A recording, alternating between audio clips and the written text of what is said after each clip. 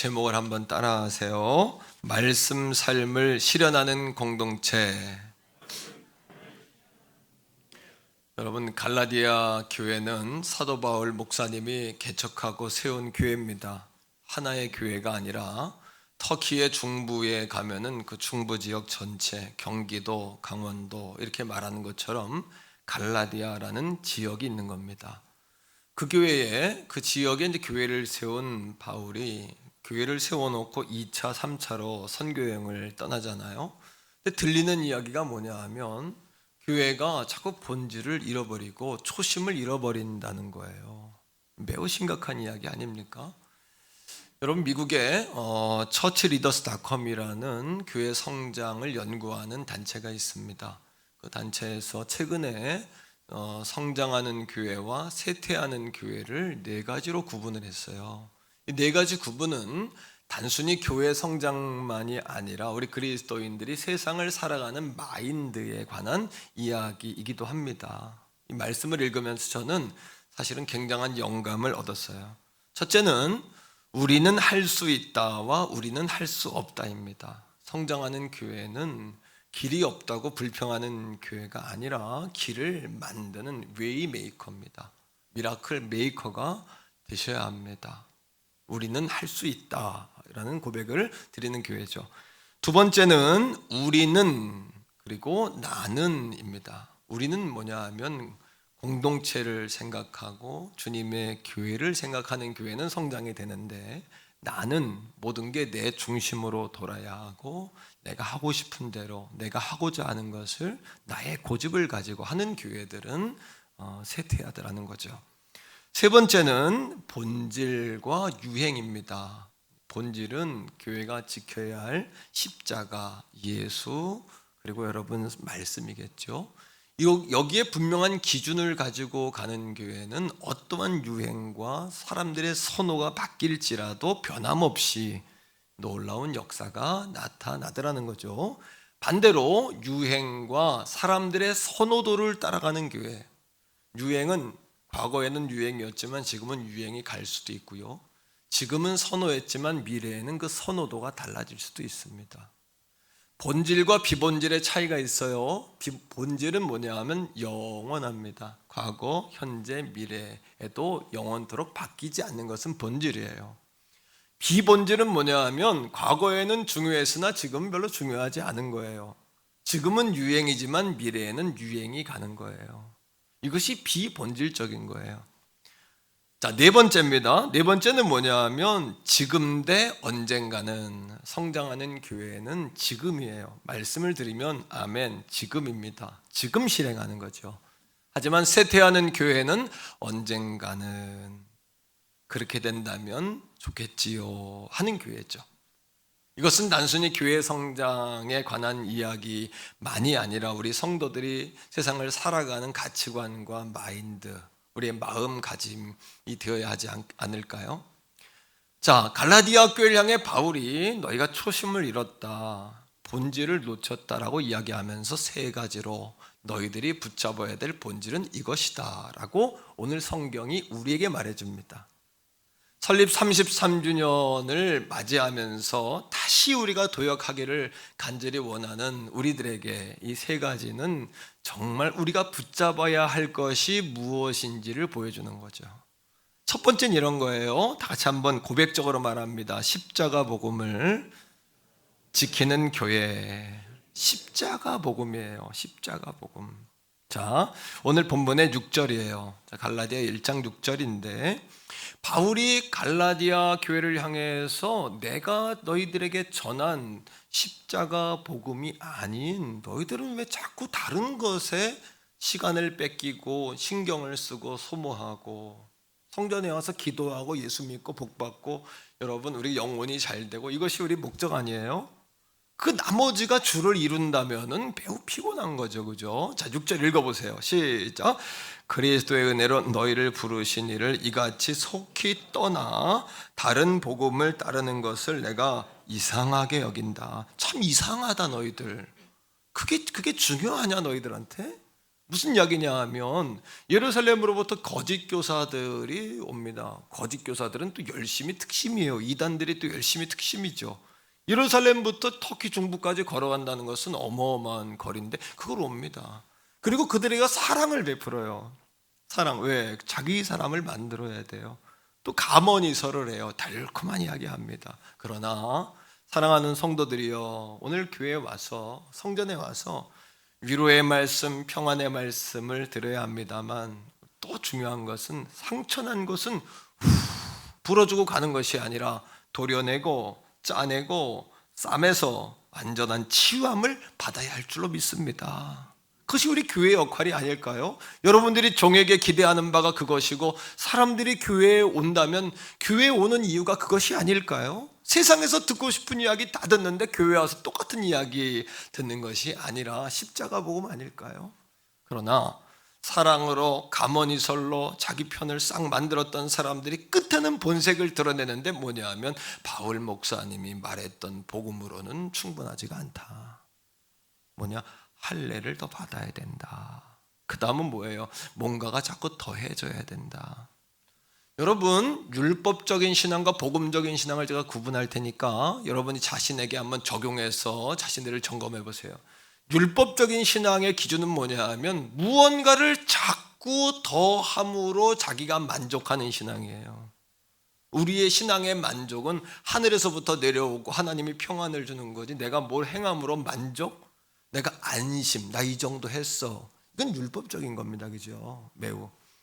반대로 복음적인 신앙은 뭐냐면요, 무언가를 자꾸 더하게 되는 게 아니라 무언가를 자꾸 더하고 싶어지는 겁니다. 주님을 사랑하니까 더하고 싶고, 주님이 너무 좋으니까 더 성전에 오고 싶고, 주님이 너무 좋아서 찬송하고 행복하고 정말 눈물 나고, 그러니까 만족, 안심하는 신앙이 아니라 기쁨과 자유를 주는 신앙이 복음적인 신앙이 아니겠어요? 이것이 복음적인 신앙이죠. 자, 바울은 다른 복음을 전하는 그들을 경계하라고 이야기해요. 7절, 8절 한번 볼까요? 7절, 8절.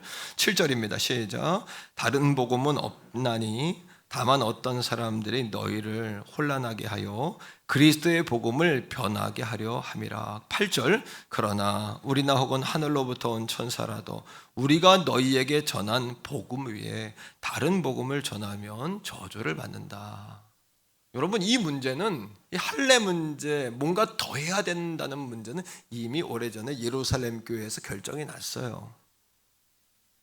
야고보 목사님, 예수님의 동생이었던 야고보 목사님, 예루살렘 교회 일대 담임 목사님이 뭐라고 기도하는 가운데 결정을 내렸냐 하면, 이방인들이 하나님께 돌아올 때 돌아오는 자들을 더 이상 괴롭히지 마라.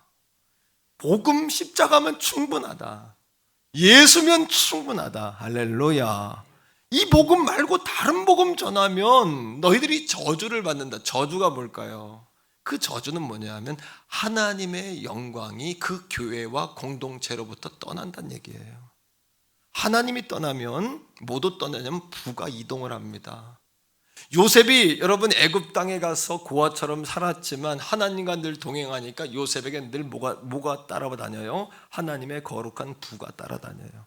요셉 때문에 다 복을 받습니다. 우리 한번 따라합니다. 하나님의 영광이 돌아오면 부가 돌아오고, 하나님의 영광이 떠나면 부도 떠난다. 단순히 돈 문제가 아니라 형통의 문제요, 생육, 번성, 충만, 정복, 다스림의 성경이 말하는 복이 떠난다는 거죠. 반대로 하나님의 영광이 돌아오면 하나님의 부가 돌아옵니다. 여러분, 부의 이동을 관심 있게 잘 보셔야 돼요. 하나님의 부가 우리 교회 가운데 충만하기를 소원합니다. 그러려면 십자가 복음을 지키는 교회가 되어야 된다는 거죠.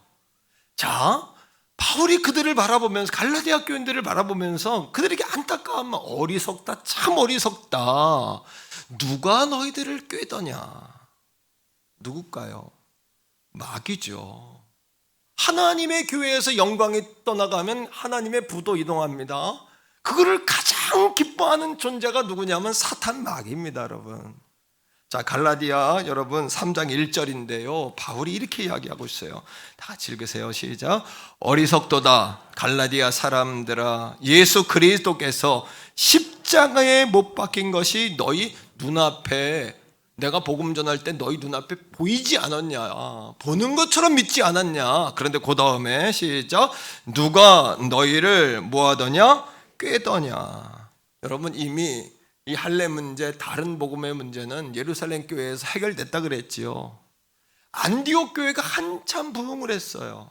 하나님의 말씀이 충만하고 선교사님들을 보내고 막 구제하는 역사가 일어나고 왕성했어요. 그런데 예루살렘으로부터 또 여러분 거짓 교사들이 내려왔거든요. 바리새파의 거짓 교사들. 아무튼 거짓 교사들은 부지런해요. 아주 이단들은 부지런해요. 아무튼 와가지고 또 전하는 겁니다. 율법과 할례 문제를 해결하지 않으면 이방인들이 구원받은 게 아니다. 이 문제를 풀려고 바울과 바나바가 예루살렘 교회를 방문하는 거예요. 방문했더니 사도 예루살렘 교회에 여러분 사도들이 쫙 앉아있고 성도들이 앉아있는데 재판을 합니다. 판정을 합니다. 아무도 바리새파가 그 문제를 붙잡고 놔주지 않는 것에 한마디도 하지 않는 거예요. 왜? 손해보고 싶지 않고 책임지고 싶지 않으니까. 바리새파는 문제를 붙잡고 자꾸 놓지 않는 거예요. 그러니 여러분, 당시 이것이 예루살렘 교회의 분위기였어요. 그러니 여러분, 하나님께서 그들을 더 이상 축복할 이유가 사라진 거 아니겠습니까? 바리새파들이 여러분 이 문제를 가지고 금식해보자, 기도해보자, 하나님께 물어보자. 우리 한번 따라합니다. 기도해보자, 금식해보자, 하나님께 물어보자. 이런 말은 하지 않아요. 그냥 말만 되풀이하고 반복하면서 문제를 놓아주지를 않는 거예요. 문제를 풀어주지를 않는 거예요. 여러분, 다른 복음이란 뭐냐 하면 고린도 교회를 통해 봅니다. 고린도 교회인들이 바울이 들어가서 복음을 전하, 그 교회가 개척이 됐거든요. 부흥했어요. 잘 됐어요. 그런데 성도들이요, 십자가와 복음을 지키질 못하는 거예요. 십자가와 복음만 볼 수 있기를 원해요. 여러분, 성전에 와서 십자가만 보이기를 바랍니다. 예수만 보게 되기를 바랍니다. 근데 뭐 하는 거예요? 바울 목사님을 통하여 이방인들이 전도되니까 성령이 임합니다. 새 가족이 되었어요. 자기들은 바울파다라고 이름을 짓는 거예요. 어떤 사람들은 성령 받은 사람들을 또 우습게 여겨요. 아유, 뭐 저 사람들은 저렇게 좀 지나치게 믿어 하면서 지적인 신앙을 주장하는 사람은 아볼로파예요.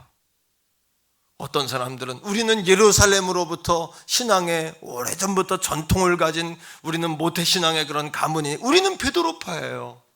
그런데 심지어 어떤 파가 나오냐 하면, 하나님은 내 이름을 망령되게 일컫지 말라. 이 말은 뭐냐 하면 너희의 유익을 위하여 하나님의 이름을 써먹지 마라. 하나님의 이름을, 네 자신을 합리화하기 위해서 하나님의 이름을 써먹지 마라, 이거 아닙니까? 그런데 예수님이 하나님 아니세요? 예수파까지 나오는 거예요. 예수파까지. 심지어 그 교회에는 여성의 문제, 교회 안에 음란의 문제, 여자가 기도할 때 천으로 얼굴을 가려야 되냐 말아야 되냐, 은사의 문제, 다툼과 싸움과, 심지어는 바울의 사도권을 흔들고 음식 먹는 문제, 먹어야 되냐 말아야 되냐. 아이고, 교회가 그냥 뭡니까 이게? 예수 십자가 바라보고 예수 믿기도 바쁘고 힘든데 여러분, 이게 뭡니까?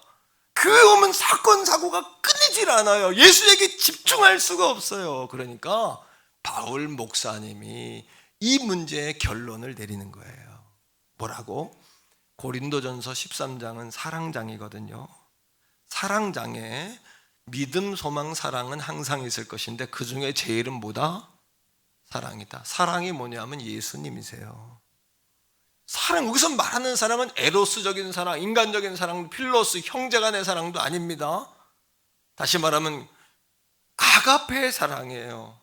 아가페 사랑이 뭐예요? 예수 그리스도 아닙니까? 그죠? 자, 고린도전서 13장 1, 2, 3절이 지금 나올 텐데 사랑을 예수님으로 바꿔서 한번 읽어보세요. 자, 읽습니다. 시작. 내가 사람의 방언, 천사의 말을 할지라도 뭐가 없으면? 그렇죠. 예수가 없으면. 사랑이 예수잖아요. 아가페가 예수잖아요. 예수 사랑 아니면 그 사랑은 누구도 실천할 수 없어요. 우리가 어떻게 실천합니까? 성령님이 내 안에 오셔 나를 밀어내 주셔야 아가페적인 삶을, 마지막까지 순교적인 삶을 사는 거지.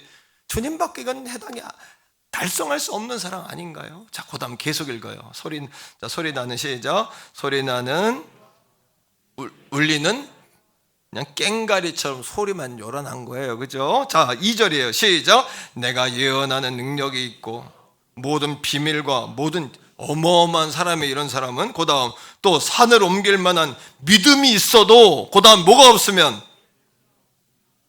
바울이 이야기하는 겁니다.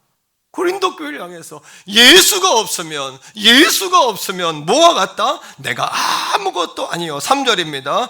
내가 내게 있는 모든 것을 구제도 하고 또 내 몸을 순교도 할지라도 뭐가 없으면, 예수가 없으면 내가 아무 유익이 없느니라. 그러나 여러분, 예루살렘 교회와 고린도 교회가 다른 점이 있는데, 예루살렘 교회는 그 문제만 붙잡고 비본질에만 집중하다가 나중에는 점점 기울어져 가는 거예요. 고린도 교회는요, 지금도 성지 수례를 가면 고린도 지역에 고린도 교회가 있는데, 초대교회 가운데 유일하게 한 번도 교회가 멈추지 않고 움직인 교회가 고린도 교회예요. 지금 일대 목사님으로부터 지금 일대 바울, 아볼로, 실라 쭉 여러분 현판에 이름이 쭉 새겨져 있는데, 현재 89번째 목사님까지 한 번도 끊이지 않고 그 교회에서 목회하는 거예요. 비록 오늘 우리에게 문제가 있을지라도 사랑하는 성도들이여, 문제는 풀나고 있는 거예요. 복음에 집중하는 저와 여러분 다 될 수 있기를 주의 이름으로 축원합니다. 할렐루야. 두 번째입니다. 우리 다 같이 따라 합시다. 성령을 따라 행하는 교회. 자, 3장 3절이에요. 말씀을 통해 읽어요. 시작. 너희가 이같이 어리석으나 성령으로 시작하였다가 이제는 육체로 마치겠느냐. 여러분, 초대교회는 너무나 초라한 교회였어요. 그러나 따라합니다. 위대한 교회였다. 얼마나 초라했냐 하면, 예수님 부활 승천할 때 여러분 500여 명이 베다니에서 예수님 가시는 모습을 봤지요. 하늘로 올라가시는 모습을. 너희가 내가 뭔가를 보내줄 테니까 그것이 올 때까지 떠나지 말고 기다려라 했는데, 다 떠나고 20% 정도, 500명 중에 120명만 남았어요. 그리고 그들이 간 곳이 어디냐 하면 마가의 다락방이에요. 여러분, 마가의 다락방 영적인 장소이긴 합니다만 120명이 들어가서 밥 먹고 성령이 올 때까지 기다리고 부르짖고 기도하기에는 얼마나 협소한지 압니까? 우리 교회 3분의 1 공간밖에 안 돼요. 여기에 남자, 여자, 노인, 아이들이 꽉 들어차서 성령이 오실 때까지 부르짖었다고 생각해 보세요. 중동은 또 여러분, 그 예루살렘 지역은 얼마나 덥습니까? 에어컨이 있었을까요? 선풍기가 있었을까요? 또 여러분, 예수 부활 승천하신 다음엔 예수 파들은 다 잡아서 막 그 당시에 죽이고 순교시키고 이런 상황인데, 그들이 창문을 열어놓고 기도할 수가 있었겠어요? 다 닫아놓고 커튼을 치고 그냥 주님만 바라보고 깜깜한 밤처럼 해놓고 부르짖는 상황 가운데 뭐가 오신 거예요? 성령이 오신 거예요. 예수님의 12제자분 어부, 그들은 여러분 탑라인의 사람은 없어요. 탑라인은 뭐예요? 정치인들, 레위인들, 바리새인들, 유력자들, 부자들, 이런 사람이 없어요. 다 12제자는 세리, 어부, 그치요? 이방인, 여러분 다 이런 사람입니다. 그러니까 당시의 탑라인들이 아니라 평균 이하의 아래쪽 하층 바텀 라인의 사람들이었던 거예요. 바텀 라인의 사람들. 그들이 돈이 있었다면 마가다락방이 뭐였겠습니까? 조그만 공간. 물론 거기서 영적인 공간이긴 합니다만, 바나바 같은 사람이 당시에 있었으면 그냥 팍 집을 팔아가지고 그냥 얼마나 나눴겠어요, 그죠? 물론 마가 요한은 바나바의 여동생인 마리아의 집입니다. 거기가 마리아와 마가 요한의 어머니하고 바나바는 남매간이에요. 둘이서 영적 가문이긴 합니다. 그 가문이 영적으로 아주 그냥 깊은 가문인데, 사랑하는 성도들이요, 그들이 초라하고 바텀 라인이고 평균 이하의 사람들이었지만 성령이 오시니까 그들이 모인 그 작은 캄캄한 커튼을 친 정말 지하와 같은 그런 공간에서 기적이 일어나는 거예요. 예수 이름의 능력이 나타나는 거예요. 병자들이 치료되는 거예요. 그리고 여러분 그들의 영적 신분이 바뀌어버리는 거예요. 숨어있던 그들이 밖으로 뛰쳐나가 예수를 죽을지언정 자신 속에 있는 다이너마이트와 같은 성령의 능력을 발휘하지 않고 발산하지 않고는 견딜 수가 없게 된 거예요. 그들이 특별한 사람이었을까요? 성령 받은 사람들이었기 때문이에요. 과거 이사구 3.1번지 읍사무소 앞에 언덕 위에 우리 구성전, 초라했지만 한번 따라합니다. 놀라운 교회였다. 나는 볼수록 놀랍습니다. 주님의 은혜가 놀라워요. 얼마나 초라합니까? 그런데 여러분 그 공간 한 60명 들어가면 꽉 찹니다. 한 자리도 빼놓지 않고 들어가면 꽉 차는데 사부 예배를 드리고 매주 150명의 장년이 모이고 아이들까지 200여 명의 아이들이 거기서 모였어요. 이게 뭘까요? 하나님의 영광이 임하면 부가 이동합니다. 부는 뭘까요? 권세입니다. 권세. 영광이 임하는, 하나님의 영광에 떠나버리면 부가 이동해요. 하나님의 영광에 임하는 교회였던 거예요. 왜? 우리는 성령밖에는 의지할 게 없었던 거죠. 그러나 지금은 그때보다 10배 이상, 어쩌면 20배 이상 부자가 되고 성도도 많아지고, 그 당시에 여러분 다 얼굴이 미간이 찌그렸던 사람들 얼굴이 다 폈어요. 집 없던 사람은 집을 다 샀어요. 정말 어렵고 힘들었던 성도들이 꽉 열렸어요. 성전과 함께. 그런데요, 더 많은 축복을 받았지만 이제는 성령이 아니라 바라볼 게 더 많아진 거예요. 의지할 게 더 많아진 거예요. 변질된 거예요. 긴장을 늦추게 된 거예요. 주님만 바라보지 않는 거예요. 하지만 사랑하는 성도들이여, 기억하십시오. 그 순간 내리막으로 기울어지는 거예요. 이게 갈라디아 교회를 향한 사도 바울의 경고이기도 하지만 우리 교회를 향한 예수 그리스도의 여러분 피 끓는 경고라는 사실을 저도 여러분도 듣는 귀가 열리셔야 돼요. 긴장을 늦추는 순간 내가 누군지를 잊어버려요. 내 위에 어르신, 윗분 하나님이 계신다는 걸 잃어버리게 되는 거예요. 성령은 우리에게 4가지 능력을 줍니다. 우리 따라합니다. 되어지는 능력. 인생은 원하는 대로 되는 게 아니지 않습니까? 목회도 보니까 하려고 한다고 되는 게 아니라 되어집디다. 성령이 내 안에 오시고 이끌어가니까 목회가 되어집디다. 여러분, 60명 모이는 공간에서도요, 총동원을 하면 300명씩 오는 거예요. 이게 인간의 힘으로 됩니까? 주차장이 있습니까? 아니면 알아서부터 여러분 한 30m 이상을 여러분 45도 각도로 계단도 없는 산비탈길 같은 데를 걸어 올라와서 젊은 우리 청년들은 삐딱구들을 또 끌고 신고 올라오는 거예요. 그래서 여러분, 근데 참 은혜 가운데 한 번인가 넘어지고 한 번도 안 넘어지고, 삐딱 끌고 와서 누가 한 번 넘어졌는데 얼마나 마음이 아픈지, 제 마음에 하나님, 그래서 제가 없던 손잡이를 만들었다니까요. 거기다 삐딱구들을 신고 와서 삐걱하면서 넘어지는데 그 세면길에 그냥 확 무릎이 쓸려가는 그 자매를 보면서 하나님 앞에 얼마나 울었는지 아십니까? 사랑하는 성도님들이여, 2번째 따라합니다. 소유하는 능력. 하루하루를 사는데 얼마나 우리에게 에너지가 필요한가요? 그러나 성령님은 소멸되지 아니하는 불이에요. 성령이 오면 사라지지가 않아요. 오늘 이 아침에도 사랑하는 성도들이여, 성령 충만 사모하시기를 바라요. 갈망하세요. 초청하세요. 물어보세요. 민감하게 반응하시란 말이에요. 3번째 따라합니다. 이기기 위한 능력. 인생은 전쟁터 아닙니까? 하지만 여러분, 성령은 우리를 뭐하게 이기는 능력이 되는 거예요. 성령 충만을 받아 이길 수 있어요. 4번째입니다. 따라합니다. 증거하기 위한 능력. 성령이 오시면 견딜 수가 없으니 120명의 성도들이 조그만 다락방, 성경이 여러분 그 공간이 얼마나 작으면 다락방이라고 이야기했겠어요. 그죠?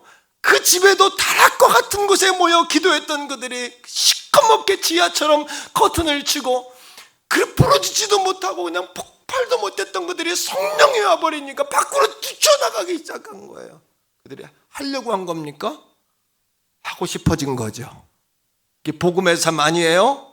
되어진 거죠. 뛰쳐나가서 뭐예요? 자신의 삶이 여러분 뭐가 되는 거예요? 말씀이 삶이 되어가지고 자신들의 메시지로 뛰어나간 거예요. 그러니까 유대인들이 그들을 보고 우리가 어떻게 해야 성령을 받냐? 니들을 보니까 놀랍다. 어떻게 해야 성령을 받냐? 주 예수 이름으로 세례를 받고 회개해라. 그리고 성령을 갈망해라. 예, 성령을 받아라. 성령의 충만함을 받아라. 사랑하는 성도들이요, 성령께서 말씀하시는 설립 33주년의 두 번째 우리가 붙잡아야 될 진리는 성령에게 민감하게 반응하고 성령의 흐름을 따라가는 교회가 되어야 된다는 사실을 다시 한번 기억하기를 축복합니다. 세 번째, 마지막 세 번째, 우리 다 같이 따라합니다. 말씀 삶을 실현하는 공동체. 말씀 삶을 실현하셔야 돼요. 이게 뭐예요? 말씀을 삶으로 보여주는 교회가 되자는 이야기겠죠. 자, 말씀을 한번 읽어요. 갈라디아 3장 28절. 다 같이 읽습니다. 시작. 남자나 여자가 다 그리스도 예수 안에서 하나다. 이거는 당시에 너무너무 파격적인 이야기입니다. 왜요? 헬라인이나 유대인이나 당시에 유대인들은 헬라인들, 이방인들을 뭐라고 생각하면 개나 돼지나 소로 생각했어요. 자기는 선택받은 백성이고 그들은 여러분 버림받은 마귀들의 백성, 우상의 백성이라고 생각한 거예요. 헬라인들은 유대인들을 어떻게 봤을까요? 여러분, 예수님 태어나시기 전에 380년 전에 존재했던 위대한 의학자고 과학자고 철학자가 있습니다. 그 사람이 누구냐면 아리스토텔레스예요. 아리스토텔레스보다 여러분 한 50년 전에 태어난 사람, 아리스토텔레스의 스승이 누구냐면 430년 전에 태어난 사람이 플라톤이에요. 아리스토텔레스보다 100년 먼저 태어난 480년에 태어난 사람이 누구냐면 소크라테스예요. 그러니까 지식으로 충만합니다. 이스라엘 백성들은 1대1로 이렇게 가리킬 때 여러분 그리스 아덴은 대학교가 있었어요. 높은 산꼭대기에 여러분 10층 높이에 여러분 신전을 세웠습니다. 우리나라 초가집 지고 살 때 그 사람들, 예? 가보면 우리나라 문화를 제가 하대하는 게 아니라 놀랍다, 정말 놀라워. 예? 아덴의 신전은 가장 높은 곳에 세워가지고 밑에서부터 위에까지 올라가려면 30분 이상 걸려요. 여기서부터 이렇게 아덴의 신전을 쳐다봐야 되는 거예요. 그러니까 헬라인은 자신들은 지식을 강조하고 유대인들은 영성을 강조하니까 이 둘이 만나가지고 하나가 된다는 것은 있을 수가 없는 일이에요. 그러나 우리가 다 예수 안에 하나님의 자식이 된 겁니다. 따라합니다. 벽을 허무는 교회가 되자. 성도 간에도 벽을 허물고 세상을 향해서도 벽을 허물어서 누구나 하나님의 전에 들어와 예수 십자가 복음 맛보고 영생을 경험하고, 할렐루야, 뿐만 아니에요. 자유자나 종이나 당시엔 4가지 계급이 있습니다. 사회적으로 주인이 있습니다. 그 다음 청지기가 있습니다. 청지기는 종 가운데도 리더예요. 그래서 여러분 요셉 같은 사람은 청지기였어요. 종들을 다 관리해요. 한 가지만 못 건드려요. 주인만 못 건드려요. 나머지는 주인이 다 맡긴 거예요. 세 번째 뭐가 있냐면 여러분 종이 있어요. 네 번째 뭐가 있냐면 노예가 있어요. 노예는 팔고 삽니다. 그 흑인들을 잡아다가 팔고 전쟁에서 지면은 끌어다가 여러분 팔고 사고 이 재산 가치가 돼버리는 거예요. 그런데 주인과 그런 여러분 노예들이 하나가 됐어요. 우리가 예수 믿고 다 예수 안에 우리가 하나 된 줄로 믿습니다. 저 북한도 한국도 여당도 야당도 저 아래 동네 사람도 저 윗 동네 사람도 우리나라 사람도 저 아프리카 사람도 예수 믿고 하나님의 자녀라면 다 하나님의 백성입니다. 우리가 아멘. 하나님의 백성입니다. 하나님의 백성입니다. 여러분, 남자 여자, 그 당시에 남자는요, 예, 우월한 존재고 여자들은 얼굴을 가리고 머리에 천을 쓰지 않으면 기도를 못한다고 고린도 교회에서 그게 문제가 싸움이 일어난 거예요. 그 정도로 여자라는 존재는 의미가 죄송하지만 없고 숫자를 카운트할 때도 여자는 숫자에서 빠지는 그런 세상이었는데 주님은 여인들을 가까이 하셔서 마리아를 여러분 안아주시고 마르다를 다독여 주시고, 그렇죠? 예? 또 수르보니게 여인을 상대해 주시고, 남자가 여자랑 말한다는 자체가 부정된 건데 어떻게 예수 안에 너희가 하나다, 말씀이 삶이 돼야 된다. 우리 태교본 성결교회 마지막 비전이 이게 돼야 된다는 거예요. 여러분 기억하세요. 예루살렘의 부가 안디옥으로 이동했어요. 예루살렘의 부가 안디옥으로 이동했단 말이에요. 왜요? 예루살렘 교회는요, 모든 교회의 모교회예요. 정말 사도들이 목회하는 교회예요. 당시에 최고 큰 교회예요. 그죠? 거기다가 재산을 관리하는 재정집사만 7이에요. 사도들이 여러분 힐라파 과부들하고 이불파 과부들 구제하는 거, 이렇게 물질 가지고 구제하는 거 하다가 싸움이 나가지고 우리 이제 이거 손 안 된다, 우리 말씀과 기도하는 일에 전무할 테니까 7줄서 뽑아가지고 이건 너희들이 담당해라. 얼마나 사이즈가 큰 교회입니까, 예루살렘 교회가. 그런데 바리새파들이 예루살렘 교회를 흔드는 거예요. 다른 복음을 주장하는 사람, 문제를 놓고 붙잡아서 앞으로 못 가게 하는 거예요, 교회를. 그러니까 어떻게 됩니까? 그런 여러분 마귀 역사들, 또 여러분 다른 복음이 우리를 좀먹기 시작하면 교회가 기울어져요. 교회가 기울어지면 하나님의 영광이 희미해져요. 하나님의 영광이 희미해지면 어떻게 될까요? 하나님의 영광이 떠나면 부가 떠나는 거예요. 그럼 여러분 이거 얼마나 심각한 얘기입니까? 반대로 사랑하는 성도들이요, 그러나 안디옥 교회는 말씀과 삶이 조화를 이루어서 최초로 안디옥 교회를 뭐라고 부릅니까? 그 성도들을 그래요, 그리스도인이라고 부르. 얼마나 그들이 예수처럼 살았든지, 얼마나 그들의 모습 속에서 예수님의 모습이 보였든지, 야, 안디옥 교회는 그리스도인이다, 작은 예수다, 정말 말씀 삶을 실현하는 사람들이요 공동체다. 그러니 하나님의 부가 어디로 갈까요? 하나님의 영광이 어디로 임할까요? 하나님의 영광이 안디옥 교회에 임하니까 하나님의 부가 안디옥으로 옮겨지는 거예요. 그러니까 예루살렘은 가장 큰 교회고 모교회고 재정집사가 7이나 있는 그런 교회인데 흉년이 왔습니다. 교회가 사막화가 되어 갑니다. 생명력이 잃는다는 이야기예요. 교회가 점점 여러분 굳어집니다. 묵은 땅이 되어져요. 묵은 땅이. 이게 왜 심각하냐? 묵은 땅이 되면 교회가 힘이 없고 부흥이 안 되니까 심각하다. 그게 아니라 하나님의 영광도 더불어 떠나요. 여러분들에게 떠나요. 제게도 떠나요.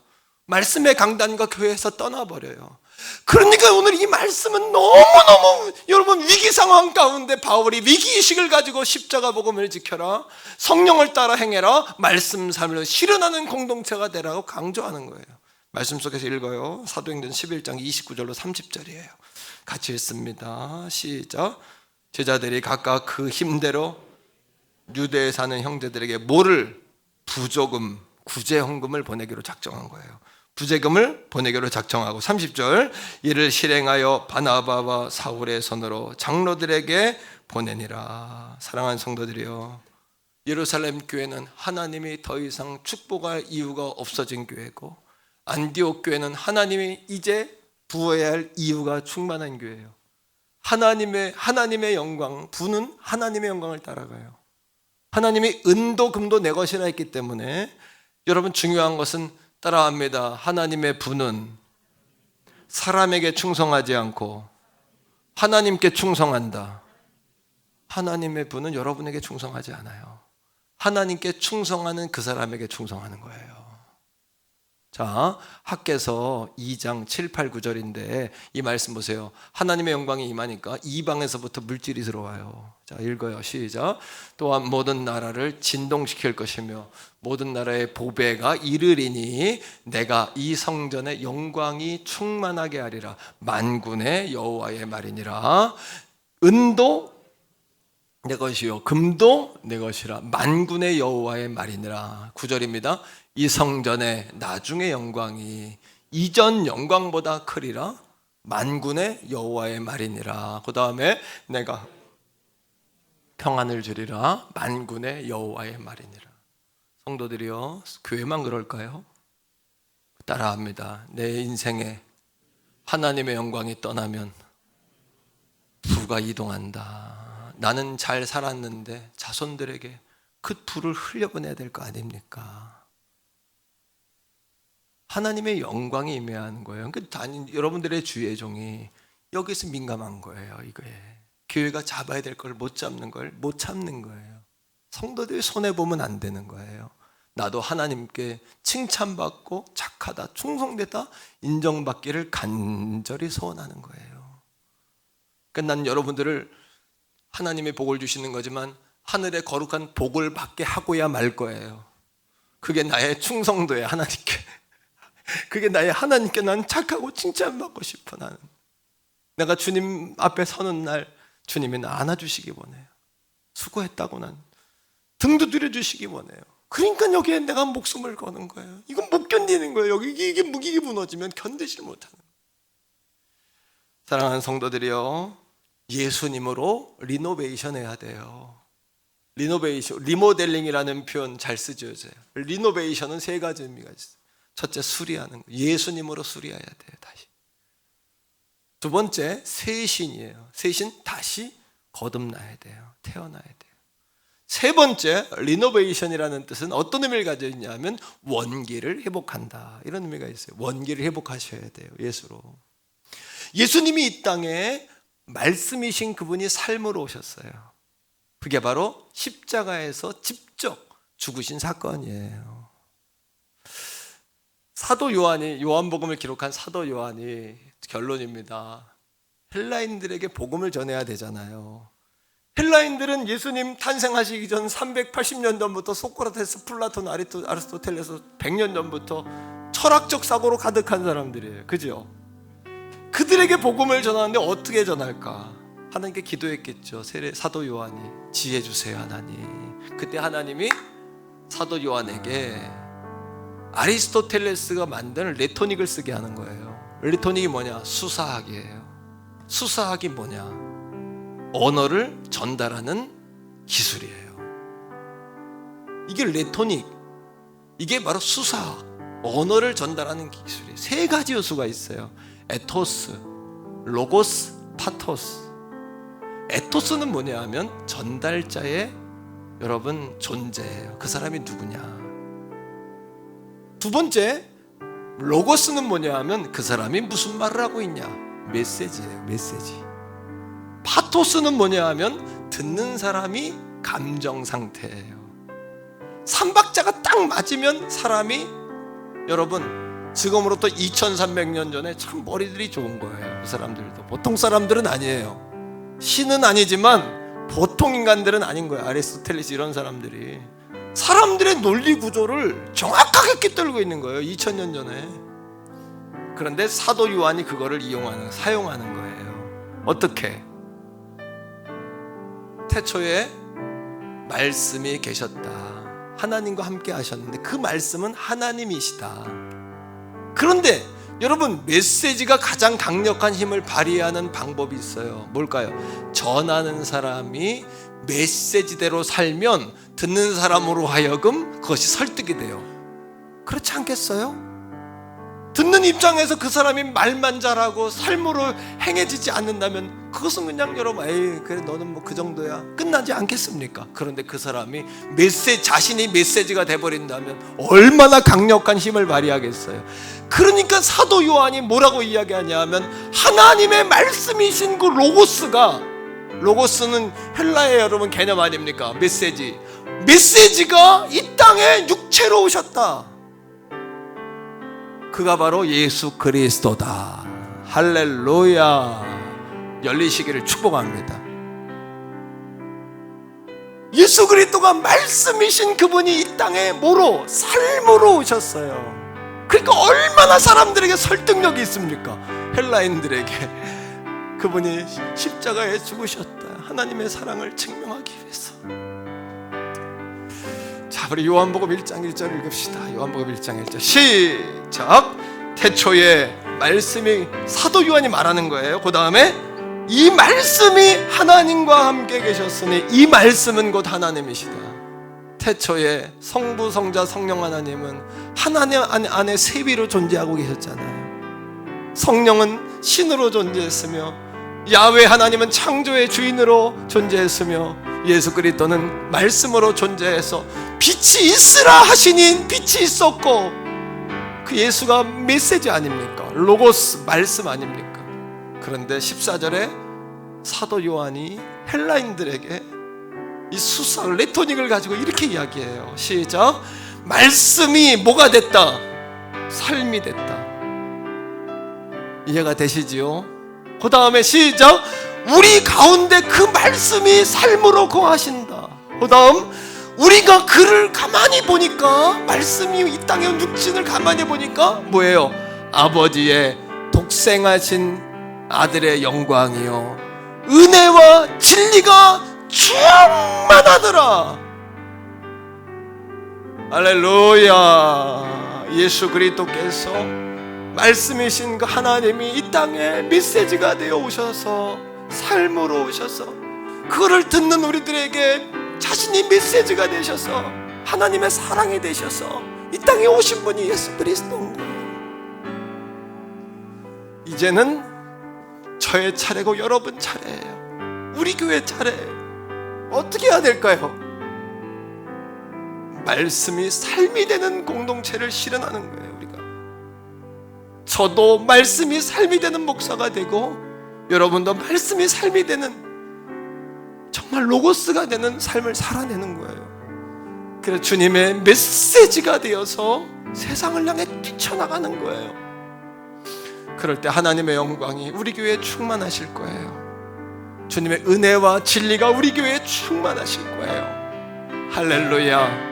이 설립 33주년에 총회계 하나님이 이 지혜를 깨닫게 하셨을 때 내가 새벽에 혼자 기도하다 말고 막 박수를 쳤어요. 하나님께.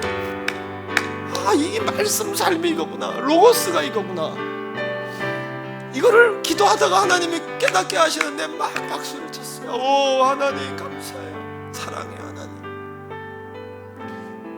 우리 교회가 성령, 여러분 십자가를 지키는 교회가 됩시다.